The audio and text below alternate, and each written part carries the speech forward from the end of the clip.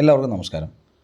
ചില ടോപ്പിക്കുകൾ പഠിക്കുമ്പോൾ അല്ലെങ്കിൽ ചില വിഷയങ്ങൾ പഠിക്കുമ്പോൾ നമുക്ക് തോന്നിയിട്ടുണ്ട് ചിലത് ഓർത്തെടുക്കാൻ എളുപ്പമാണ്, ക്ലാരിറ്റിയിൽ നമുക്ക് മനസ്സിലാക്കാനും പറ്റും, അത് റീപ്രൊഡ്യൂസ് ചെയ്യാനും പറ്റും, അതുപോലെ തന്നെ മെമ്മറൈസ് ചെയ്യാനൊക്കെ പറ്റുന്ന ടോപ്പിക്സ് ഉണ്ട്.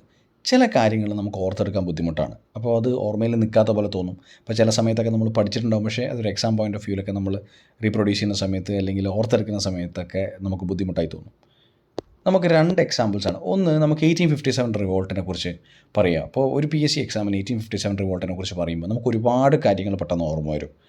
അതായത് എന്തൊക്കെയാണ് അതിൻ്റെ കോസസ്, പൊളിറ്റിക്കൽ, എക്കണോമിക്, അതുപോലെ തന്നെ ഇമ്മീഡിയറ്റ് ആയിട്ടുള്ള കോസസ് എന്തൊക്കെയാണ് കമ്പനി റൂളിൽ എക്സ്പ്ലോയിറ്റേറ്റീവായിട്ട് സിപ്പോയ്സിന് തോന്നിയത്, അതായത് പട്ടാളക്കാർക്ക് തോന്നിയത്, അതുപോലെ തന്നെ അവിടുത്തെ എക്കോണമിക് ആയിട്ടുള്ള ഡിസ്ട്രസ്, അങ്ങനത്തെ ഒരുപാട് കാര്യങ്ങൾ നമുക്ക് 1857 റിവോൾട്ടിൻ്റെ കോസസിനെ കുറിച്ച് ഓർമ്മ വരും. അതുപോലെ തന്നെ മംഗൽ പാണ്ഡേൻ്റെ പെട്ടെന്നുണ്ടായിട്ടുള്ള ഇൻസിഡൻസും, അത് കഴിഞ്ഞ് 1857 റിവോൾട്ട് മെയ് 10 നടന്നതും അങ്ങനെയുള്ള കാര്യങ്ങൾ, ആ ഡേറ്റ്സൊക്കെ ഓർമ്മയുണ്ട്. അതുപോലെ തന്നെ അത് കഴിഞ്ഞിട്ട് നമുക്ക് ഇമ്മീഡിയറ്റ് ആയിട്ട് വന്ന ചേഞ്ചസ്, ഝാൻസി റാണി, അതുപോലെ തന്നെ Storm centres of revolt, north ഇന്ത്യയിൽ മാത്രം കോൺസെൻട്രേറ്റ് ചെയ്തിരിക്കുന്ന റിവോൾട്ട്, അത് കഴിഞ്ഞ് വന്ന നിയമപരമായിട്ടുള്ള വ്യത്യാസങ്ങൾ, 1858 ഗവൺമെൻറ് ഓഫ് ഇന്ത്യ ആക്ട്, അങ്ങനെ ഒരുപാട് കാര്യങ്ങൾ ഓർത്ത് വെക്കാൻ പറ്റുന്നുണ്ട്.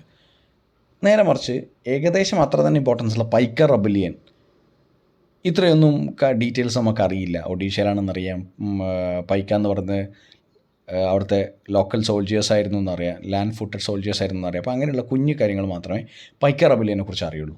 അപ്പോൾ പെട്ടെന്ന് പൈക്ക റബലിയൻ എന്ന് പറഞ്ഞാൽ ചിലപ്പോൾ വർഷമോ അല്ലെങ്കിൽ എന്താണ് റബലിയൻ എന്നോ ഏത് ഭാഗത്താണെന്നോ ഓർത്തെടുക്കാനുള്ള ബുദ്ധിമുട്ട് ഉണ്ട്.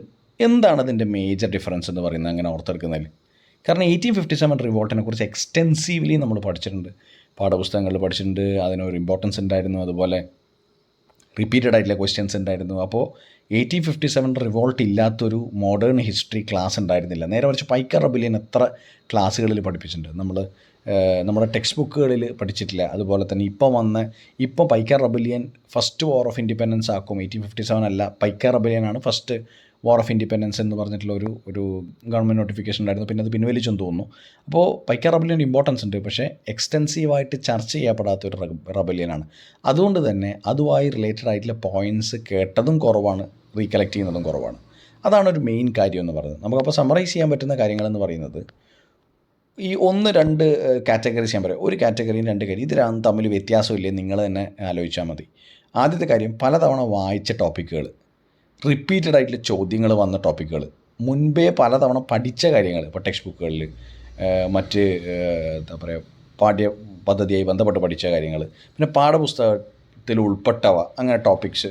അപ്പോൾ റിപ്പീറ്റഡ് ചോദ്യങ്ങൾ, ഒരുപാട് തവണ അറ്റ് ലെങ്ത് ഡിസ്കസ്ഡ് ആയിട്ടുള്ള ടോപ്പിക്കുകളെ കുറിച്ചാണ് പറയുന്നത്. അതൊരു സെറ്റ്.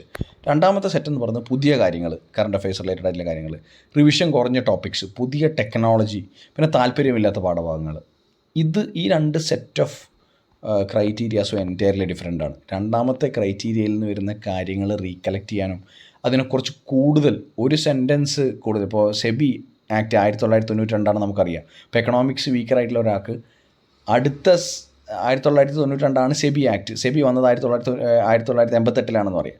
അത് കഴിഞ്ഞിട്ട് ക്യാപിറ്റൽ മാർക്കറ്റ്സിൻ്റെ റെഗുലേറ്ററാണ് സെബി എന്ന് പറഞ്ഞ സെൻറ്റൻസ് ചിലപ്പോൾ ഇവാലുവേറ്റ് ചെയ്യാൻ പറ്റിയെന്ന് വരില്ല. കാരണം എന്താ, ആ ടോപ്പിക്കിനെ കുറിച്ചുള്ള ഐഡിയ കുറവാണ്. മാത്രമല്ല അറ്റ് ലെങ്ത് നമ്മളതിനെക്കുറിച്ച് ചർച്ച ചെയ്തിട്ടോ പഠിച്ചിട്ടോ ഉണ്ടാവില്ല. അപ്പോൾ ഈ പറയുന്ന കാറ്റഗറിയിലുള്ള ടോപ്പിക്സോ ചോദ്യങ്ങളോ വരുമ്പോൾ സ്വാഭാവികമാണ് നമുക്ക് റീകളക്ട് ചെയ്യാൻ പറ്റൂല എന്ന് പറയുന്നത്. അതെന്തുകൊണ്ടാണ്? നമ്മൾ റിപ്പീറ്റഡ് ആയിട്ട് ഇത് വായിക്കാത്തത് കൊണ്ടാണ്. അപ്പം 1857 റിവോൾട്ട് വായിച്ച അത്ര പൈക്ക റബലിയൻ വായിക്കാത്തതുകൊണ്ടാണ് പൈക്ക റബലിയൻ്റെ ഒരു ചോദ്യം വരുമ്പോൾ ചിലപ്പോൾ നമുക്ക് റീകളക്ട് ചെയ്യാൻ പറ്റാത്തത് എന്നാണ് പറഞ്ഞു വരുന്നത്. അതിപ്പോൾ നമ്മുടെ ഫോൺ നമ്പറും നമ്മുടെ അഡ്രസ്സും പോലെ തന്നെയാണത്. കാരണം എത്രമാത്രം കൂടുതൽ ഉപയോഗിക്കുന്നു അത്രമാത്രം റീകളക്ഷനും അതുപോലെ തന്നെ മെമ്മറൈസിങ് കേപ്പബിലിറ്റി ഉണ്ടാവും. അല്ലാത്ത പക്ഷം ചിലത് ഓർമ്മയിൽ നിൽക്കുന്നില്ല എന്ന് പറയുന്നത് സ്വാഭാവികമായിട്ടുള്ള കാര്യമല്ലേ. അപ്പോൾ അതുകൊണ്ട് മാക്സിമം റിവിഷനാണ് ഈ പറയുന്ന റീകളക്ഷനും അതുപോലെ തന്നെ മെമ്മറൈസിങ് ഒക്കെ ചെയ്യാനുള്ള ഒരു സൊല്യൂഷൻ എന്നാണ് ഞാൻ കരുതുന്നത്. അപ്പോൾ ഇന്നത്തെ വീഡിയോ ഇത്ര മാത്രമാണ്. Take care, bye. നമുക്ക് പിന്നെ കാണാം. ബൈ.